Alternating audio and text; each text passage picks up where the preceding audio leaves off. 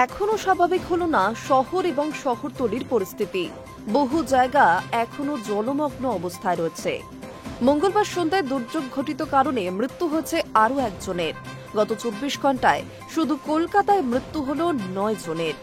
লাগোয়া দক্ষিণ 24 পরগনা ধরলে দুর্যোগে প্রাণ হারালেন 10 জন। প্রশ্ন উঠছে সিইএসির ভূমিকা নিয়ে। এমনকি মুখ্যমন্ত্রী মমতা বন্দ্যোপাধ্যায়ও এই পরিস্থিতির জন্য তাদেরকেই দোষেছেন। প্রবল চাপের মুখে বিদ্যুৎ পরিষেবা প্রদানকারী সংস্থা। এরপরই অফিসিয়াল সোশ্যাল মিডিয়া তাদের দাবি, লাগাতার বৃষ্টিতে শহরের একাধিক জায়গায় জল জমে যায়। সাধারণ মানুষের সুরক্ষার কথা ভেবে কিছু এলাকায় বিদ্যুৎ পরিষেবা বন্ধও রাখা হয়। শুধু তাই নয়, সোশ্যাল মিডিয়ায় আরও দাবি, সিইএসির কর্মীরা দিনরাত কাজ করছে, কড়া নজর রাখা হচ্ছে পরিস্থিতির উপরেও। এমনকি সকল সংশ্লিষ্ট কর্তৃপক্ষের সঙ্গে যোগাযোগ রাখা হচ্ছে বলেও দাবি করা হয়েছে। তবে শহরে একের পর এক মৃত্যু নিয়ে তাদের দাবি, শহরে যে সমস্ত স্ট্রিট লাইট এবং ট্রাফিক লাইটগুলি রয়েছে সেগুলি সিইএসি নয়। এমনকি রক্ষণাবেক্ষণের দায়িত্বেও তারা নেই বলে সাফাই দিয়েছে বেসরকারি এই সংস্থা।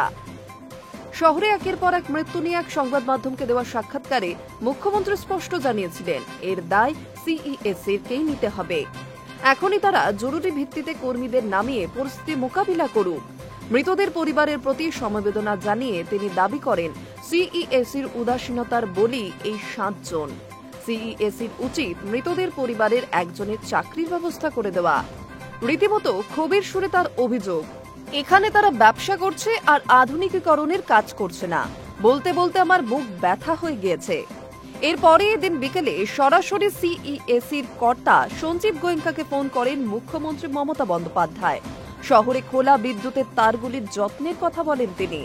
শুধু তাই নয়, বিদ্যুৎপৃষ্ট হয়ে মৃতদের পরিবার পিছু অন্তত 5 লক্ষ টাকা করে আর্থিক সাহায্যের কথাও সিইএসির কর্তাকে এদিন মুখ্যমন্ত্রী জানান বলে খবর। Hi news network.